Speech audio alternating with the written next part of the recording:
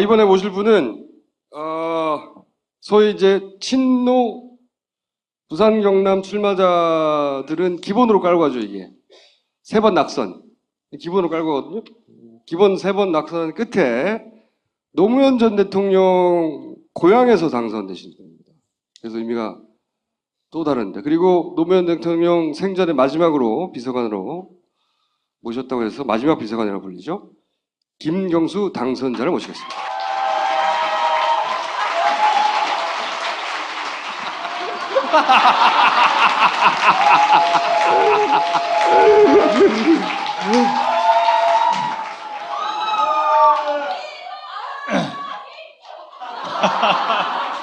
사모님 오셨어요? 팬클럽 한 명이에요? 팬클럽이에요? 팬클럽 손 들어보세요. 5명 있네요. 5명. 저기도 있구나. 네. 시키셨어요? 100회 축하드립니다.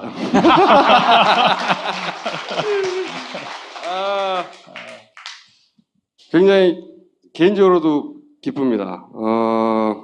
근데 제가 이제 그림 좀 갈아주시죠. 네. 질문 전에 이 사진 설명드려야 되겠네. 제가 보통 당선자 사진들을 언론에서 많이 찍는단 말이죠, 다들. 근데 당선자 사진 중에 제일 안 기뻐해. 그래서 내 턱 밑에서 잘랐고. 근데 저는 지지자들 사진도 봐요. 얼굴도 봐요, 표정을. 지지자들이 제일 좋아하는 이 당선인 중에 한 명입니다. 이 사람 보세요. 표정이 나중에 보시면 넘어가는 사람들 많아요, 되게. 연이어서 질문을 드리자면, 왜 친노라고 분류되는 당선인들은 하나같이 빚을 갚았다느니, 의리를 지켰다느니, 노무현 대통령한테 이만하면 나도 할 만큼 한 것 같다느니, 왜 그런 얘기를 하는 거예요? 그 전에 아까 우리 총수님 소개하실 때요. 네. 저 3번 떨어진 게 아니고 2번 떨어졌습니다. 2번밖에 안 떨어졌어요? 이번에 3세판이었습니다. 나는 왜 3번 떨어졌다고 생각했지? 여하간. 네. 마음의 빚을 하나 갚은 것 같다. 그렇게 이제 인터뷰하면서 네. 말씀을 드렸습니다. 근데 왜 본인 마음뿐만 아니라 그쪽 양반들이 다 그런 식으로 표현해요. 마음의 빚을 갚았다, 의리를 지켰다, 이 정도면 할 만큼 한 것 같다, 등등등. 일단 제 얘기부터 하면 안 될까요? 이 당선되는 여유가 많아지신, 농담도 하시고. 그렇게 재미없더니. 이제 제가 이제 대통령님 모시고 청와대에 있을 때, 대통령님, 제가 이제 경남 고성이 고향이고 진주에서 초중고를 다 나왔거든요. 여기 이제 진주로 출마를 해보지 않겠냐고 한 3-4번 정도 권유를 하셨어요, 저한테. 청와대 시절에. 그때마다 대통령님, 전 죽어도 안 나갑니다. 일부러 매정하게 좀 거절을 했었습니다. 어떻게 매정하게 한번 해보세요. 그렇게 안 하면 계속 말씀하실 것 같더라고요. 그래서 한 3-4번 말씀드리고 나니까 그다음부터는 말씀을 안 하셨는데. 근데 나가라고 한 이유는 뭘까요? 그거 대통령님께 여쭤봐야 되는데, 일단 자네가 나가면 잘할 것 같네까지는 말씀을 하셨는데, 다른 말씀은 없으셨고요. 대통령 보시기에 이제 영남 지역에 어쨌든 많은 사람들이 출마를 했으면 좋겠다는 게 기본적으로 하나 있고요. 그 다음에 나가서 당선될지 안 될지는 모르지만 좀 정치적으로 많은 사람들이 가서 뿌리를 내리고 영남 지역을 지역주의를 극복하는데 보탬이 됐으면 좋겠다. 그렇게 좀 총알바지 의미도 좀 있었던 거 아니에요? 총알바지. 근데 굳이 여러 사람 중에 자네가 하면 잘할 것 같네 라고 부연 설명은 없었어요? 그 얘기 여러 사람한테 했어요. 부연 설명 없냐고, 부연 설명. 그런 거 부연 설명 잘 안 하시는 분입니다. 그럼 모두 나한테 그런 거 아니야? 잘할 것 같네, 잘할 것 같네. 다 찔러본 거 아니에요?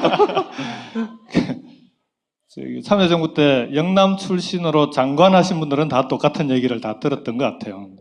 네, 영남 지역에 대한 지역주의 극복의 한이라든지 그만큼 크셨던 분이라. 근데 이제 저는 일단 그렇게 매정하게 잘랐던 사람이 이제 대통령님 고향에 내려가서 출마를 하게 되고, 그 다음에. 김해는 연고가 없으신 거죠? 그렇죠. 제가 김해 김가라는 거 말고는 아무런 연고가 없습니다. 그러면은 네. 굳이 김해를 선택한 이유는 그냥 노무현 대통령 때문인 거예요? 그렇죠. 이제 김해를 대통령님하고 같이 가족들하고 다 같이 내려갔고, 서거하신 뒤에 김해를 지켜야 된다는 그런 개인적인 의무감도 좀 있었는데 그러다가 이제 선거를 앞두고 출마하라는 요구가 있으니까 그게 운명같이 출마를 하게 됐는데요. 근데 첫 출마에서 떨어지고 나니까 그 다음에는 정말 이 대통령님 계시는 봉화를 가는 게 힘들더라고요. 그래서 이번 선거 마치고는 좀 편하게 대통령님께 그래서 마음에 빚 하나 갚은 것 같다 이렇게 말씀을 드렸던 겁니다. 돌아가시고 나서 내가 그 뜻을 그럼 대신 일부라도 이루겠다 뭐 이런 의지로. 그런 것도 있고요. 네. 대통령님 말씀 중에 본인이 고향에서조차 지지받지 못했다라는 한탄을 가끔 그러니까 가까운 사람들한테 했었거든요. 김해에서도 대선 때 대통령님은 자기 고향에서도 졌었습니다. 투표에서. 그래서 그 차이를 알았어요. 총수는 왜 3번 떨어졌다고 생각하는지. 왜요? 실제로는 2번인데 재보궐선거가 한 번 있었거든요. 그래서 출마를 당시에 했으면 한다고 그러다 안 했죠 그때. 불출마 맞아. 선언을 했죠. 네. 맞아. 그래서 제가 3번이라고 생각했군요. 그리고 나서 봉화에 가서 왜 울었어요? 왜 다른 당선자들은 다 웃는 모습 해주고 별로 좋아하지도 않고 이거 봐. 그 다음에 가서 혼자 울고. 저렇게 되더라고요. 그 다음날 봉화에 가서 이제 그 경남 지역 당선자들하고 같이 가서 인사를 드리고 마지막에 이제 대통령님께 오랫동안 못 뵀으니까 큰절을 하고 나오는데 좀 울컥하더라고요. 그러니까 대통령님 서거 당시에 잘 못 울었습니다. 그러니까 초상 장례식 치르고 하느라고. 그러니까 그게 계속 가슴에 쌓여 있어서 그런지 대통령님과의 관계에서 전혀 이렇게 울컥할 것 같지 않은 상태에서 울컥울컥하는 울컥병 같은 게 좀 있습니다. 그래서 그날도 절하고 나니까 갑자기 일어서는데 그냥 울컥하더라고요. 그러면 평소에 전혀 예상치 못한 상황에 울컥할 때는 어떤 때예요? 그게 전혀 예상치 못하니까 어떨 때라고 얘기하기가 좀 어렵죠. 그러니까 지나간 거니까. 네. 예를 들어 이럴 때였다. 뭐 편의점에서 가격을 치르다가 난 친노요 그러다가 울컥했다든가. 주로 그런 거죠. 이제 지역에서 이번 선거 때는 울컥했던 게 이제 지역 아동센터라고 저소득층 아이들을 돌봐주는 지역 아동센터에 센터장님들이 이제 대부분 여성들이 많은데 그분들이 와서 간담회를 하는데 자기들은 이제 어렵고 힘든 얘기를 하는데 사실은 지역 아동센터가 대통령님께서 참 심혈을 기울여서 도와줬던 곳이거든요. 근데 그분들이 지금 여러 가지 어려운 사정에 있으면서 막 눈물로 얘기를 하시는데 갑자기 울컥하더라고요. 그래서 같이 펑펑 울었습니다 그때.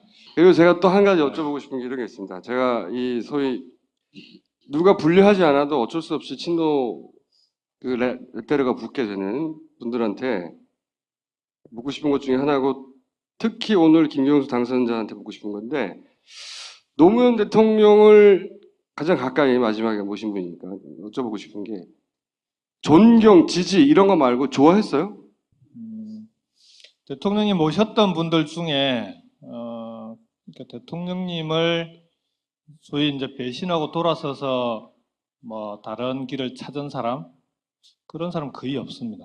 근데 이제 그게 존경, 지지 이런 것만 가지고는 그렇게 되기 어려운 거 아니냐. 인간적으로 좋아하지 않으면 그러니까 본인을 좋아하게 만드는 매력이 없으면 좀 그렇게 되기 어렵다고 봅니다. 왜? 저도 개인적으로 노무현이라는 사람을 그러니까 좋아한다.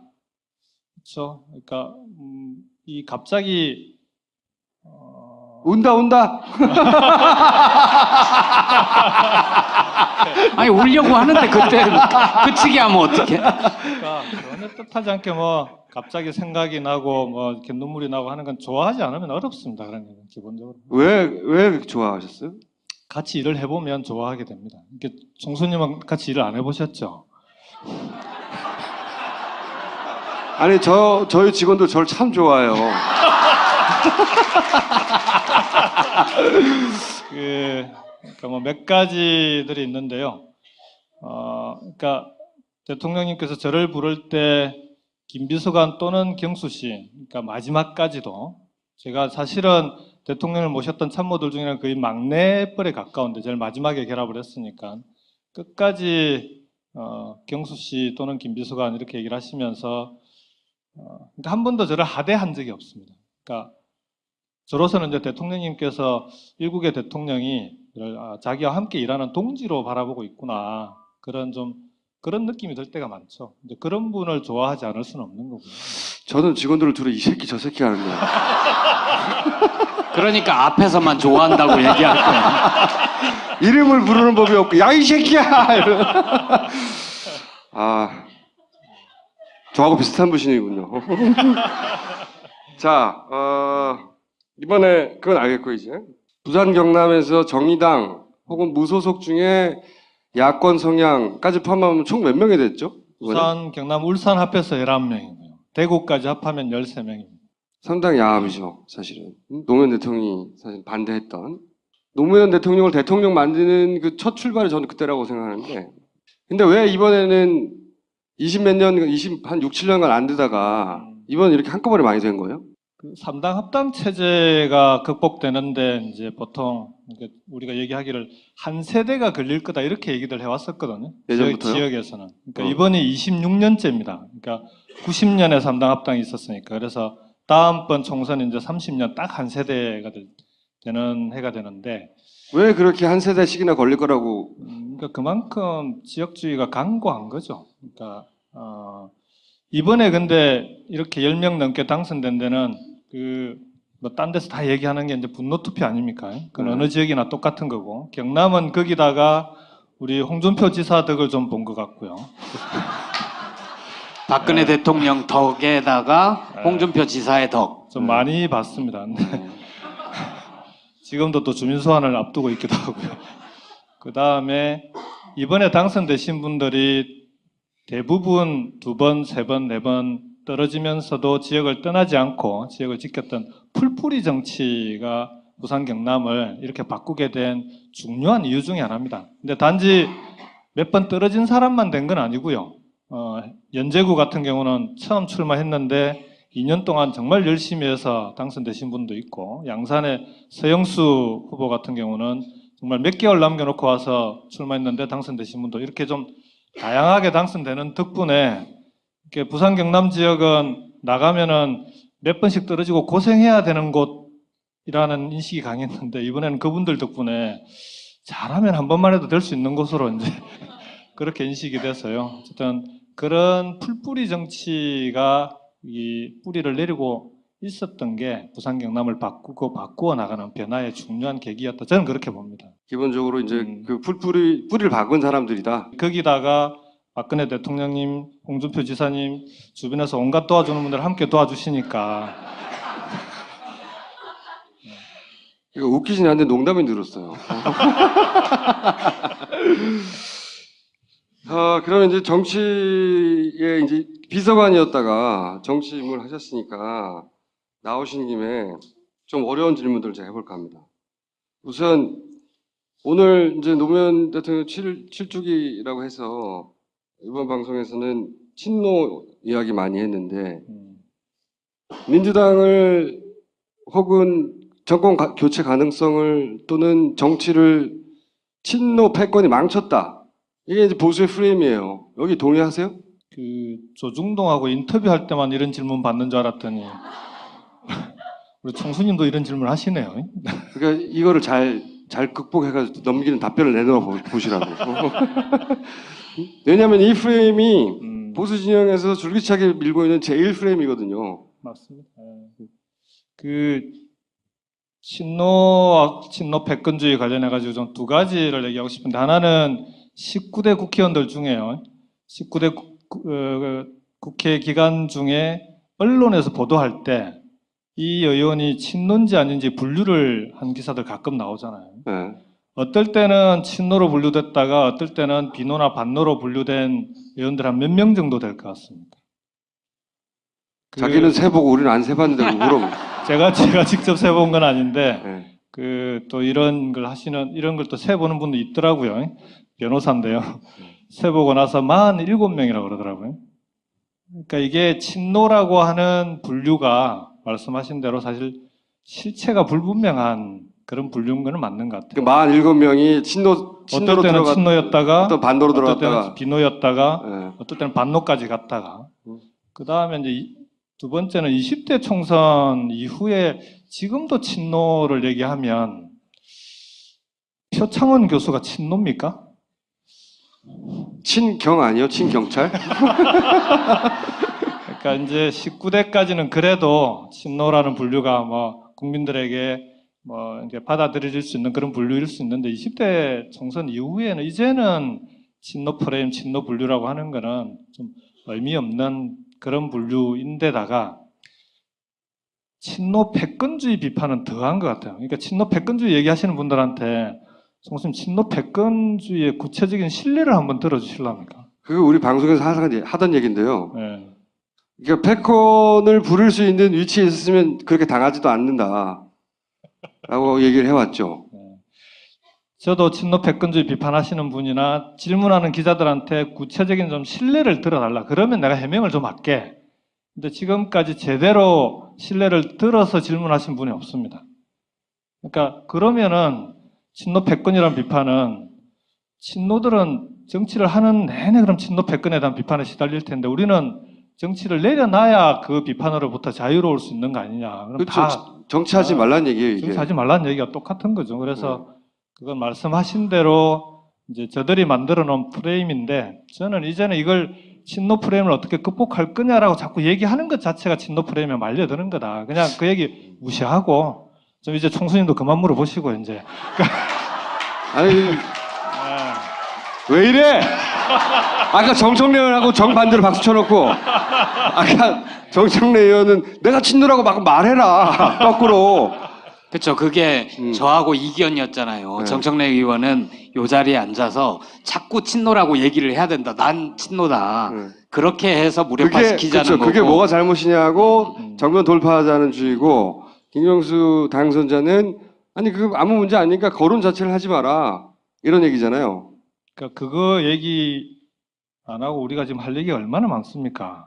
근데 저기서는 포기 안 하니까 상대방에서는 포기 안 할 때 대응이 무대응이면 마치 그게 맞는 것처럼 유포될 수 있으니까. 저는 내년 대선 국면으로 들어가면 자연스럽게 정리될 거라고 봅니다. 그러니까 후보가 누가 되느냐에 따라서 그 후보를 중심으로 정치권은 재편다고 흘러가게 돼 있는데 예를 들어 이제 문재인 대표가 뭐 우리 당내 후보가 된다. 그리고 그 주변에 있는 사람들이 좀 전에 말씀드렸던 이번에 새롭게 그 당선된 더벤저스나 이런 분들이 함께 옆에 포진하고 있으면 거기다 대고 친노 패권주의 얘기하기는 어렵지 않겠습니까? 그래서 어떻게 판을 만들어 가느냐에 달려 있는 문제지 우리가 그걸 친노 패권주의를 어떻게 극복할 건지를 계속 얘기를 한다고 극복할 수 있는 문제는 아니다. 저는 그렇게 생각합니다. 어차피 실체가 없으니까. 네.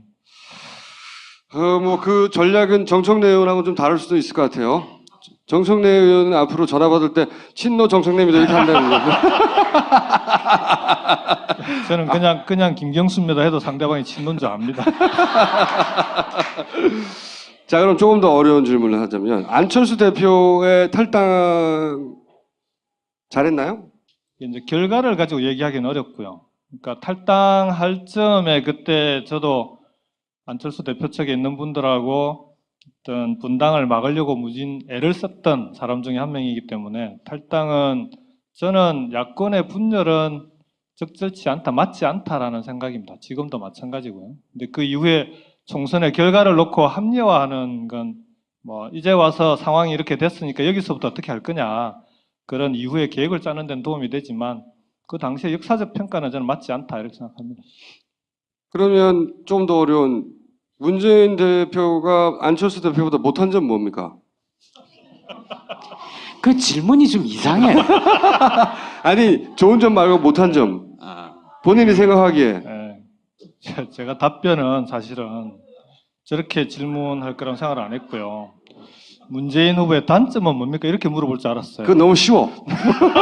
그 지난주까지는 그랬거든요. 네. 근데 갑자기 새로운 더 가까운 분이니까 새로운 초식을 구사를 하시네. 못한 점이 있나요?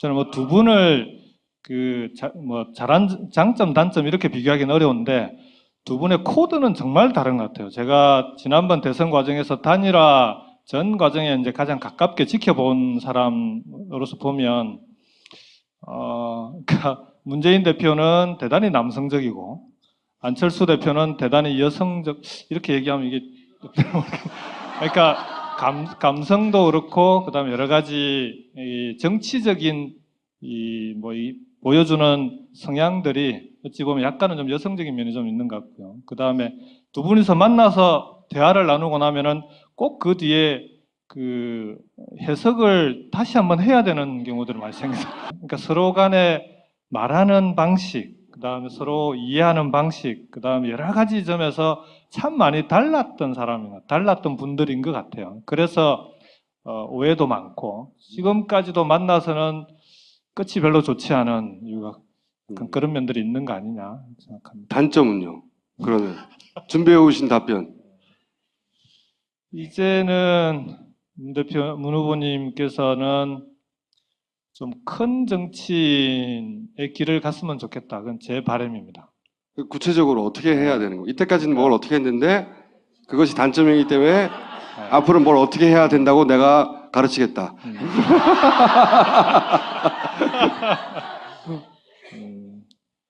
그러니까 문 후보께서 어떻게 해왔다는 얘기를 가지고 할 건 아니고요. 그러니까 지금 문 대표가 국민들로부터 지지를 받기 위해서는 정말 대한민국을 이끌어 나갈 수 있는 큰 담론이나 비전 이런 걸 가지고 국가를 맡겨도 되겠다라는 신뢰를 얻는 게 전 중요하다고 보고요. 그런 점에서 문 대표께서 본인이 내놓는 얘기들이 국민들이 볼 때 뭔가 좀 국가적 담론, 국가적 비전 이런 데 가까운 얘기들을 좀 자주 하셨으면 좋겠다, 저는 개인적으로. 그런 좀 바람이 있습니다. 그래서 그걸 또 이제 옆에서 보좌하는 사람들이 참모들이 함께 풀어가야 될 숙제이기도 하고요. 그래서 뭐 그렇게 해 나가신다면 그동안 쌓아놓은 여러 가지 이미지나 이런 데 보태져서 대한민국을 이끌 큰 정치인의 이미지가 더해지면 내년 대선에서 좋은 결과가 있지 않을까. 개인적으로는 그렇게 생각합니다. 지난번 총선 때 광주 가서 하셨던 말씀, 호남에서 지지를 거두신다면 하고 말씀하신 게 있잖아요. 그 부분은 어떻게 해야 됩니까? 그 말씀은 지금도 현재 진행형이라고 저는 그렇게 해석합니다. 그러니까 대선 후보가 될 사람이 호남의 지지를 얻지 못하면 저는 대선 후보가 되기 어렵다고 봅니다. 그러니까 지금도 문재인 대표가 호남의 지지를 얻을 수 있느냐 없느냐의 그 시금석 위에 이제 시금석을 계속 던져놓고 있는 거죠. 호남 지역 주민들에게 본인이 지지를 받을 수 있는지 없는지, 그리고 그걸 위해서 노력하고 있는 거고, 그 결과가 어떻게 되느냐에 따라서 내년 대선에 문 대표가 대선에 나갈 수 있는지 없는지, 승리할 수 있는지 없는지가 저는 뭐 중요한 요인 중에 하나가 되지 않겠냐. 그래서 지금도 그 부분은 현재 진행형이다 이렇게 생각합니다. 총선에서 끝난 게 아니고 총선의 성적표로 판단할 게 아니라 그건 제가 이제 이번에 5.18 전후해가지고 광주를 여러 번 다녀왔는데요. 이제 부산 경남 지역의 당선자들이 5.18 전에 따로 가서 참배도 하고 광주 시민들도 만나고 했는데 광주 시민들의 얘기도 좀 그렇게 받아들이는 분들이 많지 않은가. 어쨌든 앞으로 어떻게 할지 지켜보겠다. 택시를 탔는데 택시 기사님이 왜 이렇게 많이 떨어뜨리셨어요? 물어봤더니 떨어질만 하니까 떨어지지. 그러면 앞으로 어떻게 해야 되겠습니까? 했더니 대답을 안 하시다가 마지막에 내리기 직전에 내년 대선에서는 이길 수 있는겨 하고 물어보시더라고요. 이제 그게 아니, 광주의 택시 기사가 경상도 사투리를 씁니까? 아니, 여기 파파에서는 사투리까지 다 그대로 응대를 해야 됩니까?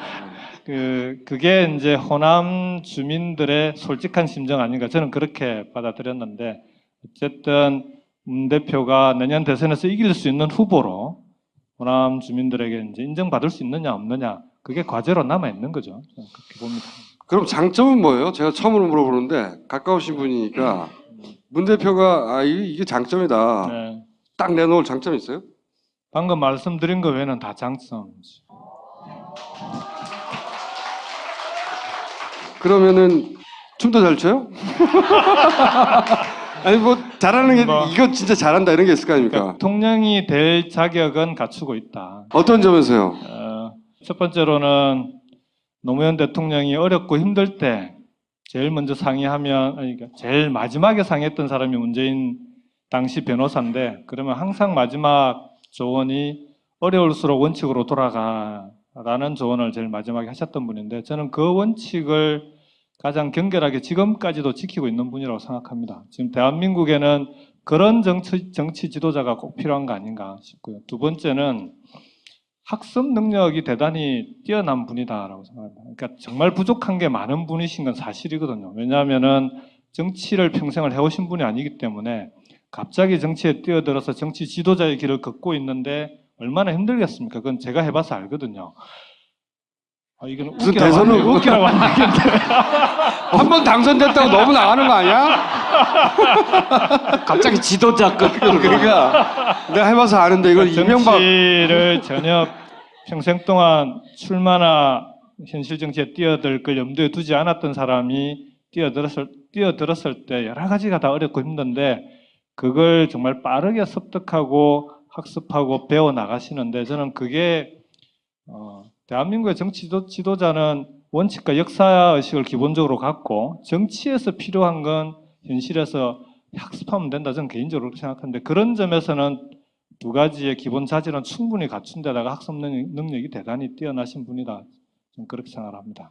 개헌 이야기 나오고 뭐 이원 집정부제 얘기 나오고 분권형 대통령 얘기 나오고 그러니까 지금의 현재 체제를 흔들어 가지고 뭔가 바꾸려고 하는 판을 움직이려는 시도가 있잖아요. 그래서 새 판을 짜야 된다 이렇게 얘기하시는 분들 다 의도가 있는 거란 말이죠. 네. 네. 그 의도를 어떻게 해석하십니까? 일단 국민들이 정치판이 바뀌어야 되겠다라고 하는 게 기본적으로 바닥에 좀 깔려 있다고 봅니다. 그래서 그런 점에서 여러 가지 논의들이 백가정명으로 나오는 건 불가피하다고 보고 첫 번째로.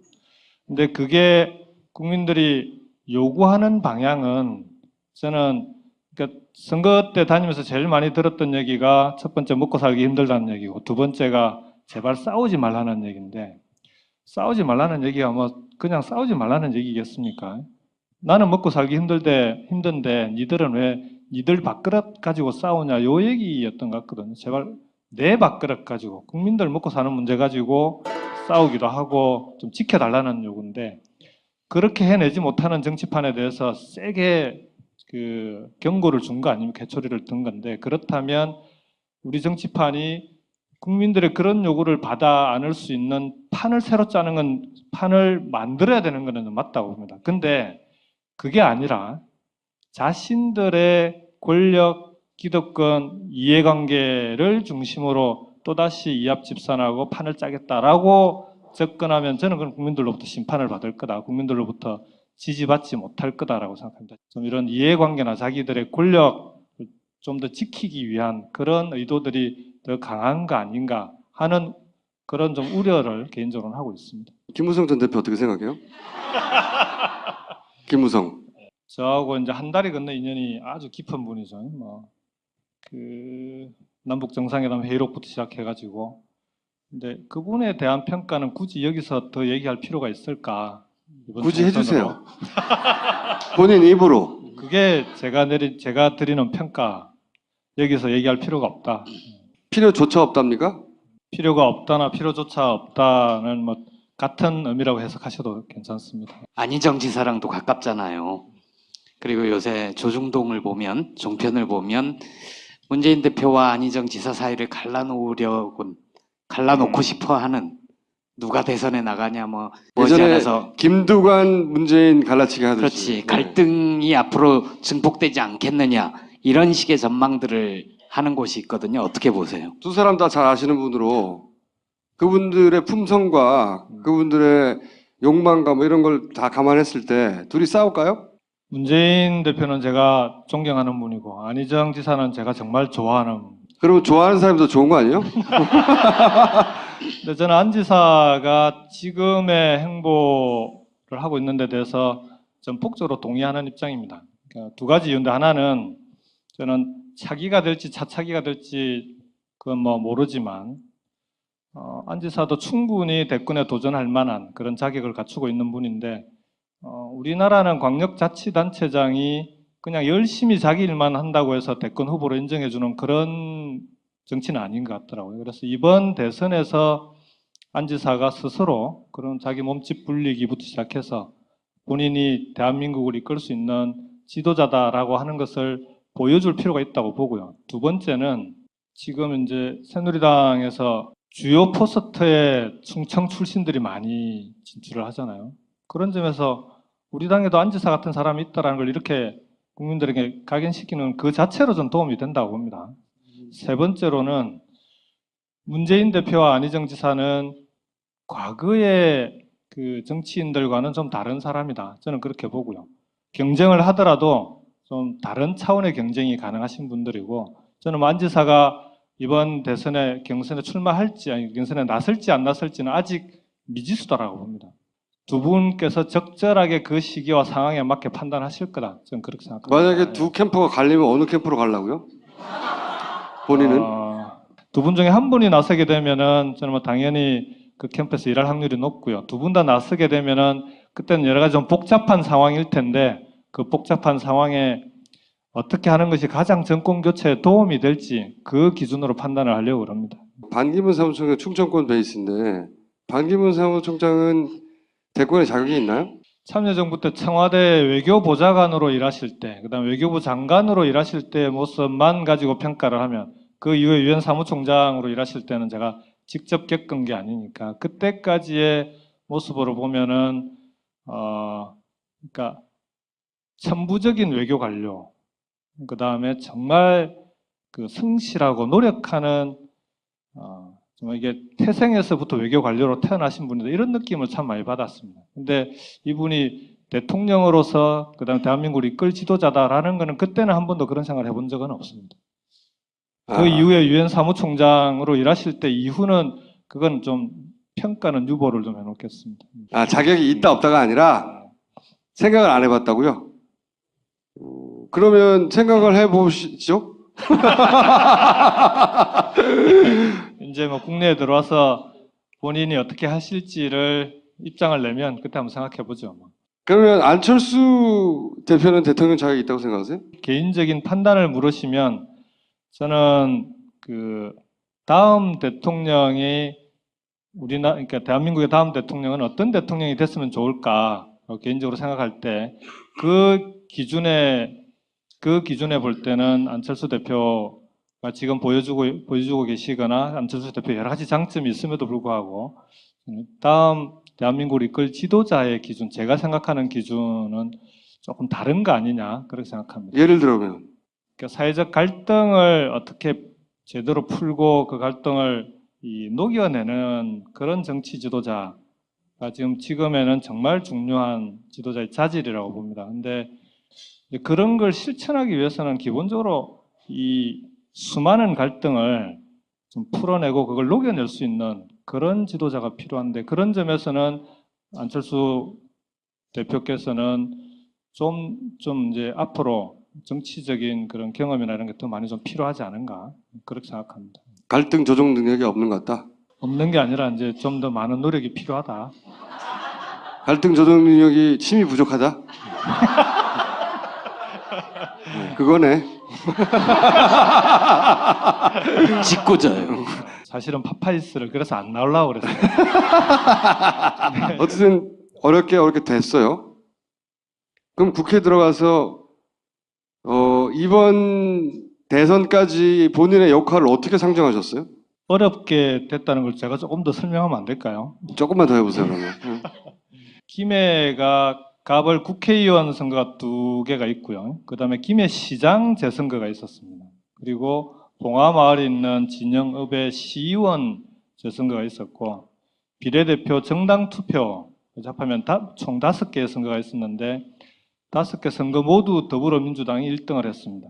제가 이런 자랑을 옛날에 잘 안 했는데 정치하고 나니까 저도 하게 되더라고요. 그러니까 우리 더불어민주당에서는 전국 최고 득표율로 62.4%로 최고 득표율로 당선됐습니다. 대구의 김부겸 선배가 62.3%로 이제 2등으로 두 번째로 높은 득표율인데 전 김해도 대단하고요. 이번에 영남 지역에서 전국 최고 득표율이 1, 2위가 다 나왔다고 하는 것 자체가 이번 선거에서 대단히 의미 있는 결과였다고 봅니다. 김총수님이 질문하신 데 대해서 이제 답변을 드리겠습니다. 이번에 국회에 들어와서 제가 꼭 해보고 싶은 건 크게 두 가지입니다. 하나는 내년 정권 교체가 정말 중요하고요. 정권 교체 과정에서는 저는 부산 경남 지역을 지금 이번 총선 결과를 그대로 어떻게 하면은 이어나가서 좀 더 부산 경남이 정권 교체의 핵심 축이 되게 만들 거냐. 그게 저한테는 제일 중요한 숙제 중에 하나라고 봅니다. 그래서 그렇게 만들어낼 수 있도록 하는 게 첫 번째 과제고요. 두 번째는 내년 대선에서 저는 또다시 핵심적인 의제가 경제민주화 복지국가가 될 거라고 봅니다. 이게 먹고 살기 힘든데 이 문제를 해결하려면은 아니 국가도 빚이 많고 국가 부채가 최대로 많다는 거 아닙니까? 개인도 빚이 많고 가계부채도 당군 이래 최대라고 하고 유일하게 대기업의 금고에만 700조가 넘는 사내유보금이 쌓여 있는데 이 문제를 해결하지 않고는 대한민국의 미래가 없습니다. 그래서 저는 이번 국회에서 이 부분에 대해서 어떻게든 함께 해법을 찾아내야 되고 국회가 해법을 찾아내지 못하면 대선에서 공약을 내걸고 당선되는 대선 후보가 다음 정권에서만큼은 이 문제에 대한 분명한 해답을 내놓고 해결해야 된다고 봅니다. 그렇지 않으면 정말 대한민국의 그 미래는 저는 뭐 보장하기 어려운 거 아니냐. 그래서 이 두 가지 문제, 그러니까 정권 교체에 부산 경남 지역을 책임질 수 있는 역할을 해야 되고, 두 번째 그 다음 이게 지금 현재 빈부격차, 그 다음에 이런 대한민국 경제 문제를 내년 대선과 결부지어서 꼭 풀어내는 거, 이 두 가지가 제가 국회에서 꼭 해야 될, 제가 해야 될 과제가 아닌가 그렇게 생각합니다.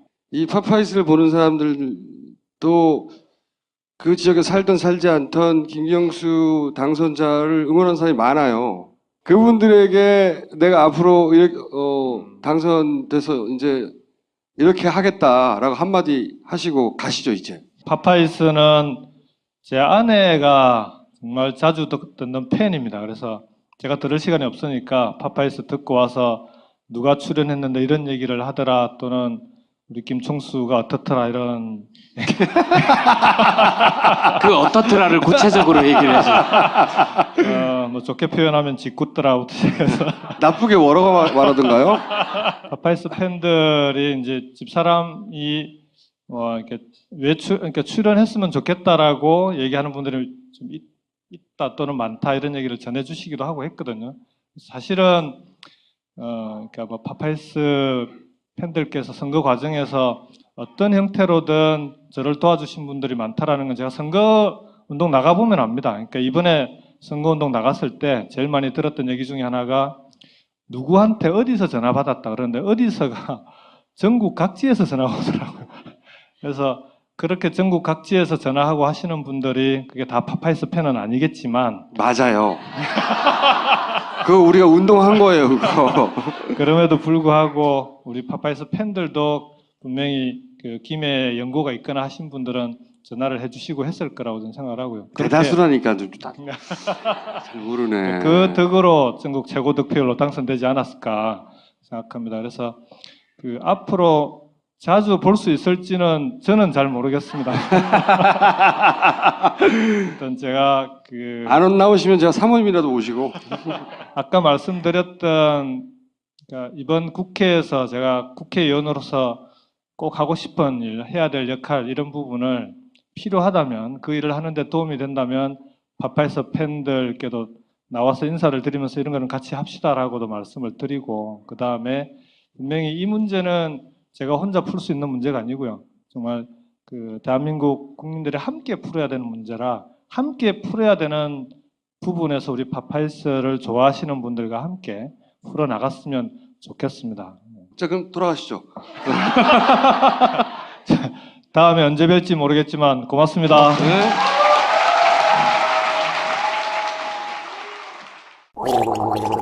엄마! 가글 했는데 입에서 뭐가 나왔어! 그거 올리덴탈 체크 가글이라 그런겨. 지금 쓰고 있는 가글 사용 후 확인해 보셨나요? 무색소, 무알콜, 무계면 활성제의 올리덴탈 체크 가글은 쉽게 나온 입안의 이물질을 눈으로 확인할 수 있습니다. 딴지마켓에서 판매 중입니다. 이상한 비타민이 있습니다. 가격이 비싼 것도 아닌데 원료가 나쁜 것도 아닌데 그렇다고 비타민 함량이 부족한 것도 아닌데 하나를 사면 하나를 기부하는 참으로 이상한 비타민이 있습니다. 좋은 제품, 착한 가격, 거기에 기부까지. 당신이 건강해지는 만큼 세상도 건강해집니다. 바이오원, 기부원. 인터넷 검색창에 비타민 엔젤스를 쳐보세요. 를 했으면 좋겠다는 게 기본적으로 하나 있고요. 그 다음에 나가서 당선될지 안 될지는 모르지만 좀 정치적으로 많은 사람들이 가서 뿌리를 내리고 영남 지역을 지역주의를 극복하는데 보탬이 됐으면 좋겠다. 그렇게 좀 총알바지 의미도 좀 있었던 거 아닌가요? 총알바지. 아니 근데 굳이 여러 사람 중에 자네가 하면 잘할 것 같네라고 부연 설명은 없었어요? 그 얘기 여러 사람한테 했어요. 부연 설명 없냐고 뭐 부연 설명. 그런 거 부연 설명 잘 안 하시는 분입니다.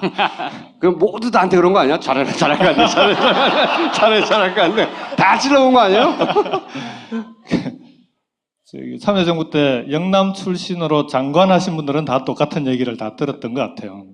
네, 영남 지역에 대한 지역주의 극복의 한이라든지 원이 그만큼 크셨던 분이라. 근데 이제 저는 일단 그렇게 매정하게 잘랐던 사람이 이제 대통령님 고향에 내려가서 출마를 하게 되고, 그 다음에. 그 김해는 연고가 없으신 거죠? 그렇죠. 제가 김해 김가라는 거 말고는 아무런 연고가 없습니다. 그러면은 네. 굳이 김해를 선택한 이유는 그냥 노무현 대통령 때문인 거예요? 그렇죠. 이제 김해를 대통령님하고 같이 가족들하고 다 같이 내려갔고 서거하신 뒤에 김해를 지켜야 된다는 그런 뭐 개인적인 의무감도 좀 있었는데, 그러다가 이제 선거를 앞두고 출마하라는 요구가 있으니까 그게 뭐 운명같이 출마를 하게 됐는데요. 근데 첫 출마에서 떨어지고 나니까 그 다음에는 정말 이 대통령님 계시는 봉화를 가는 게 힘들더라고요. 그래서 이번 선거 마치고는 좀 편하게 대통령님께 그래서 마음에 빚 하나 갚은 것 같다 이렇게 말씀을 드렸던 겁니다.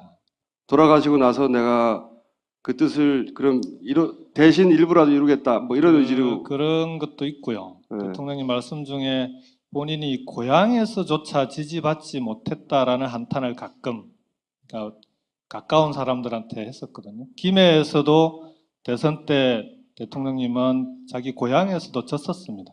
투표에서. 그래서 그 차이를 알았어요. 총수는 왜 3번 떨어졌다고 생각하는지. 왜요? 실제로는 2번인데 재보궐선거가 한 번 있었거든요. 그래서 출마를 당시에 했으면 한다 그러다 안 했죠 그때. 불출마 맞아. 선언을 했죠. 네. 맞아. 그래서 제가 3번이라고 생각했군요. 그리고 나서 봉화에 가서 왜 울었어요? 왜 다른 당선자들은 다 웃는 모습 해주고 별로 좋아하지도 않고 이거 봐. 그 다음에 가서 혼자 울고. 뭐 저렇게 되더라고요. 그 다음 날 봉화에 가서 이제 그 경남 지역 당선자들하고 같이 가서 인사를 드리고 마지막에 이제 대통령님께 오랫동안 못 뵀으니까 큰절을 하고 나오는데 좀 울컥하더라고요. 그러니까 대통령님 서거 당시에 잘 못 울었습니다. 그러니까 뭐 초상 장례식 치르고 하느라고. 그러니까 그게 뭐 계속 가슴에 쌓여 있어서 그런지 대통령님과의 관계에서 뭐 전혀 이렇게 울컥할 것 같지 않은 상태에서 울컥울컥하는 울컥병 같은 게 좀 있습니다. 그래서 그날도 절하고 나니까 갑자기 일어서는데 그냥 울컥하더라고요. 그러면 평소에 전혀 예상치 못한 상황에 울컥할 때는 어떤 때예요? 그게 전혀 예상치 못하니까 어떨 때라고 얘기하기가 좀 어렵죠. 그러니까 지나간 거니까. 네. 예를 들어 이럴 때였다. 뭐 편의점에서 가격을 치르다가 난 친노요 그러다가 울컥했다든가. 주로 그런 거죠. 이제 지역에서 이번 선거 이번에 모실 분은 소위 이제 친노 부산 경남 출마자들은 기본으로 깔고 가죠. 이게 3번 낙선 기본으로 깔고 가거든요. 기본 3번 낙선 끝에 노무현 전 대통령 고향에서 당선되신 겁니다. 그래서 의미가 또 다른데, 그리고 노무현 대통령 생전에 마지막으로 비서관으로 모셨다고 해서 마지막 비서관이라고 불리죠. 김경수 당선자를 모시겠습니다.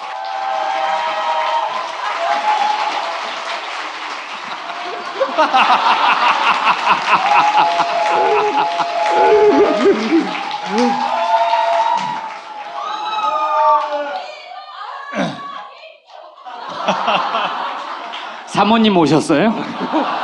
팬클럽 한 명이에요? 팬클럽이에요? 팬클럽 손 들어보세요.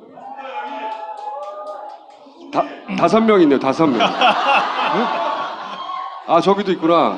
예. 시키셨어요? 100회 축하드립니다. 아, 굉장히 개인적으로도 기쁩니다. 근데 제가 이제 그림 좀 갈아주시죠. 네. 아, 질문 전에 이 사진 설명드려야 되겠네. 제가 보통 당선자 사진들을 언론에서 많이 찍는단 말이죠, 다들. 근데 당선자 사진 중에 제일 안 이뻐해. 그래서 내 턱 밑에서 잘랐고. 근데 저는 지지자들 사진도 봐요. 얼굴도 봐요, 표정을. 지지자들이 제일 좋아하는 이 당선인 중에 한 명입니다. 이 사람 보세요. 표정이 나중에 보시면 넘어가는 사람들 많아요, 되게.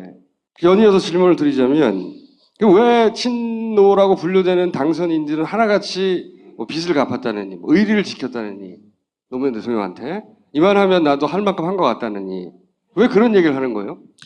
그 전에 아까 우리 총수님 소개하실 때요. 네. 저 3번 떨어진 게 아니고 2번 떨어졌습니다. 두 분밖에 안 떨어졌어요? 네, 이번에 3세판이었습니다. 나는 왜 3번 떨어졌다고 생각했지? 여하간. 네. 뭐 마음의 빚을 하나 갚은 것 같다. 그렇게 이제 인터뷰하면서 네. 말씀을 드렸습니다. 근데 왜 본인 마음뿐만 아니라 그쪽 양반들이 다 그런 식으로 표현해요. 마음의 빚을 갚았다, 뭐 의리를 지켰다, 이 정도면 할 만큼 한 것 같다, 뭐 등등등. 일단 제 얘기부터 하면 안 될까요? 아, 이 당선자들이 여유가 많아지시는 농담도 하시고 그렇게 재미없더니. 이제 제가 이제 대통령님 모시고 청와대에 있을 때 대통령님 제가 이제 경남 고성이 고향이고 진주에서 초중고를 다 나왔거든요. 여기 이제 진주로 출마를 해보지 않겠냐고 한 서너 번 정도 권유를 하셨어요, 저한테. 청와대 시절에. 그때마다 대통령님 전 죽어도 안 나갑니다. 일부러 매정하게 좀 거절을 했었습니다. 어떻게 매정하게 한번 해보세요. 그렇게 안 하면 계속 말씀하실 것 같더라고요. 그래서 한 서너 번 말씀드리고 나니까 그다음부터는 말씀을 안 아니 근데 하셨는데. 나가라고 한 이유는 뭘까요? 그건 뭐 대통령님께 여쭤봐야 되는데 일단 자네가 나가면 잘할 것 같네까지는 말씀을 하셨는데 다른 말씀은 없으셨고요. 대통령 보시기에 이제 영남 지역에 어쨌든 많은 사람들이 출마 때는 울컥했던 게 이제 지역 아동센터라고 저소득층 아이들을 돌봐주는 지역 아동센터에 센터장님들이 이제 대부분 여성들이 많은데 그분들이 와서 간담회를 하는데 자기들은 이제 어렵고 힘든 얘기를 하는데 사실은 지역 아동센터가 대통령님께서 참 심혈을 기울여서 도와줬던 곳이거든요. 근데 그분들이 지금 여러 가지 어려운 사정에 있으면서 막 눈물로 얘기를 하시는데 갑자기 울컥하더라고요. 그래서 같이 펑펑 울었습니다, 그때. 그리고 제가 또 한 가지 여쭤보고 싶은 게 이런 게 있습니다. 제가 이 소위 누가 분류하지 않아도 어쩔 수 없이 친노 레테르가 붙게 되는 분들한테 묻고 싶은 것 중에 하나고 특히 오늘 김경수 당선자한테 묻고 싶은 건데 노무현 대통령을 가장 가까이 마지막에 모신 분이니까 여쭤보고 싶은 게 존경, 지지 이런 거 말고 좋아했어요? 대통령이 모셨던 분들 중에 그러니까 대통령님을 소위 이제 배신하고 돌아서서 뭐 다른 길을 찾은 그런 사람 거의 없습니다. 근데 이제 그게 존경, 지지 뭐 이런 것만 가지고는 그렇게 되기 어려운 거 아니냐. 인간적으로 좋아하지 않으면, 그러니까 본인을 좋아하게 만드는 매력이 없으면 좀 그렇게 되기 어렵다고 봅니다. 저도 개인적으로 노무현이라는 사람을 그러니까 뭐 좋아한다. 그렇죠? 그러니까 이 갑자기 운다. 아니 울려고 하는데 그때 그치게 하면 어떡해? 그러니까 전혀 뜻하지 않게 뭐 갑자기 생각이 나고 뭐 이렇게 눈물이 나고 하는 건 좋아하지 않으면 어렵습니다. 그런 건 기본적으로. 왜 그렇게 좋아하셨어요? 같이 일을 해보면 좋아하게 됩니다. 이렇게 총수님은 같이 일을 안 해보셨죠? 아니 저희 직원들 저를 참 좋아해요. 그러니까 뭐 몇 가지들이 있는데요. 그러니까 대통령님께서 저를 부를 때 김비서관 또는 경수 씨, 그러니까 마지막까지도 제가 사실은 대통령을 모셨던 참모들 중에는 거의 막내뻘에 가까운데 제일 마지막에 결합을 했으니까 끝까지 경수 씨 또는 김 비서관 이렇게 얘기를 하시면서 그러니까 한 번도 저를 하대한 적이 없습니다. 그러니까 저로서는 이제 대통령님께서 일국의 대통령이 자기와 함께 일하는 동지로 바라보고 있구나 그런 느낌이 들 때가 많죠. 이제 그런 분을 좋아하지 않을 수는 없는 거고요. 저는 직원들을 두루 이 새끼 저 새끼 하는데. 그러니까 앞에서만 좋아한다고 얘기할 거야. 이름을 부르는 법이 없고 야 이 새끼야. 이런. 아, 저하고 비슷한 분이군요. 자, 이번에 그건 알겠고 이제 부산 경남에서 정의당 혹은 무소속 중에 야권 성향까지 포함하면 총 몇 명이 됐죠? 이번에? 부산, 경남, 울산 합해서 11명이고요. 대구까지 합하면 13명입니다. 상당히 야합이죠, 사실은. 노무현 대통령이 사실 반대했던 노무현 대통령을 대통령 만드는 그 첫 출발이 저는 그때라고 생각하는데, 근데 왜 이번에는 20몇 년, 한 6, 7년간 안 되다가 이번에 이렇게 한꺼번에 많이 된 거예요? 그 3당 합당 체제가 극복되는데 이제 보통 우리가 얘기하기를 한 세대가 걸릴 거다 이렇게 얘기들 해왔었거든요. 예전부터요? 지역에서는. 그러니까 이번이 26년째입니다. 그러니까 90년에 3당 합, 두 번째는 20대 총선 이후에 지금도 친노를 얘기하면 표창원 교수가 친노입니까? 친경 아니에요? 친경찰?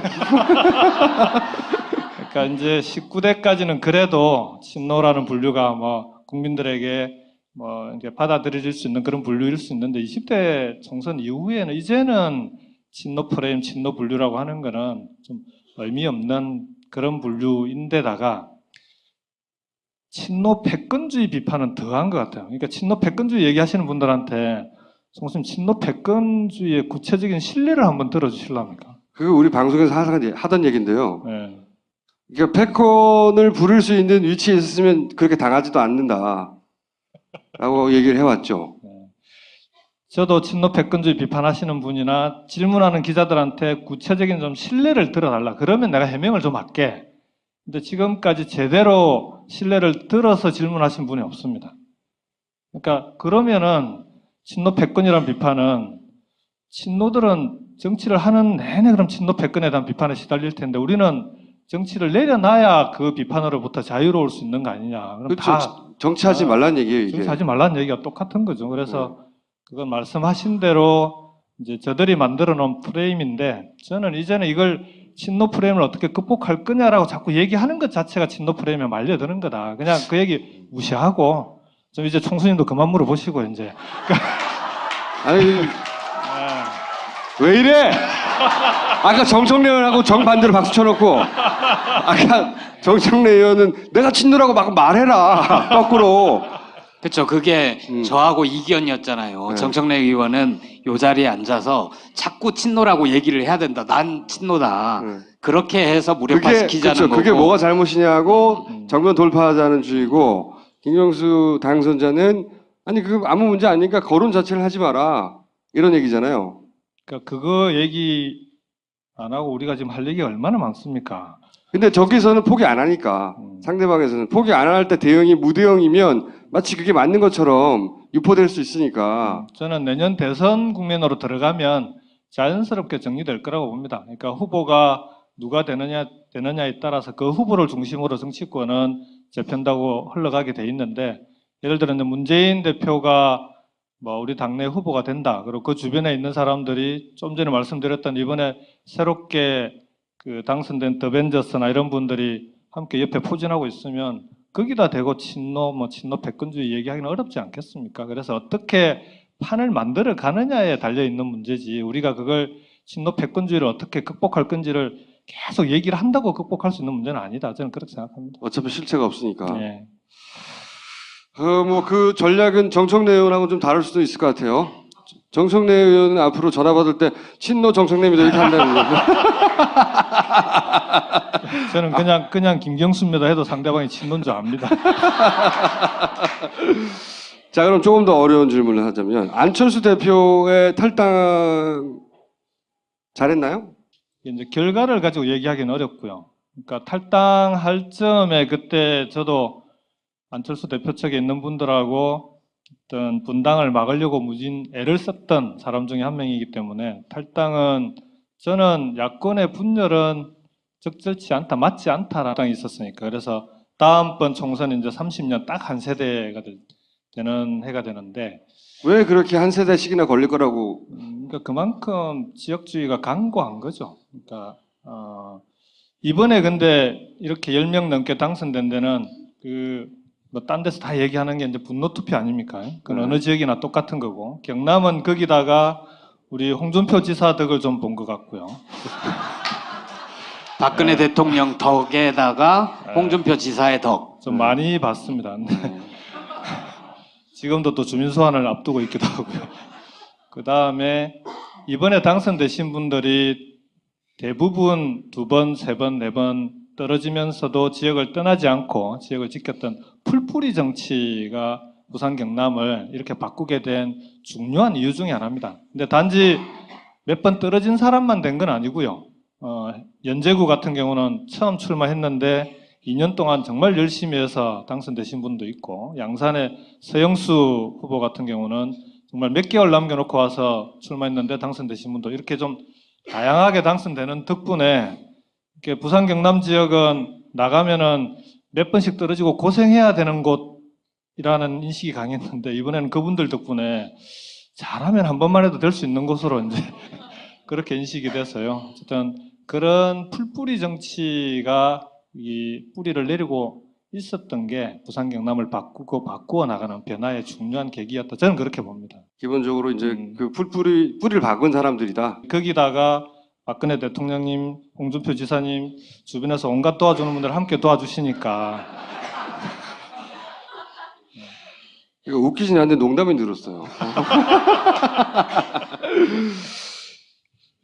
그러면 이제 정치에 이제 비서관이었다가 정치 인물 하셨으니까 나오신 김에 좀 어려운 질문들을 제가 해볼까 합니다. 우선 오늘 이제 노무현 대통령 7주기라고 해서 이번 방송에서는 친노 이야기 많이 했는데 민주당을 혹은 정권 교체 가능성을 또는 정치를 친노 패권이 망쳤다. 이게 이제 보수의 프레임이에요. 여기 동의하세요? 조중동하고 인터뷰할 때만 이런 질문 받는 줄 알았더니 우리 총수님도 이런 질문 하시네요. 그러니까 이거를 잘 극복해가지고 넘기는 답변을 내놓아 보시라고. 왜냐하면 이 프레임이 보수 진영에서 줄기차게 밀고 있는 제1 프레임이거든요. 맞습니다. 친노 패권주의 관련해가지고 좀 2가지를 얘기하고 싶은데 하나는 19대 국회의원들 중에요. 19대 국회 기간 중에 언론에서 보도할 때 이 의원이 친노인지 아닌지 분류를 한 기사들 가끔 나오잖아요. 네. 어떨 때는 친노로 분류됐다가 어떨 때는 비노나 반노로 분류된 의원들 한 몇 명 정도 될 것 같습니다. 자기는 세보고 우리는 안 세봤는데 왜 물어보고. 제가 직접 세본 건 아닌데 네. 또 이런 걸 또 세보는 분도 있더라고요. 변호사인데요. 세보고 나서 47명이라고 그러더라고요. 그러니까 이게 친노라고 하는 분류가 말씀하신 대로 사실 실체가 불분명한 그런 분류인 건 맞는 것 같아요. 그 47명이 친노로 어떨 때는 친노였다가 어떤 반노로 어떨 들어갔다가 때는 비노였다가 네. 어떨 때는 반노까지 갔다가 그 다음에 이제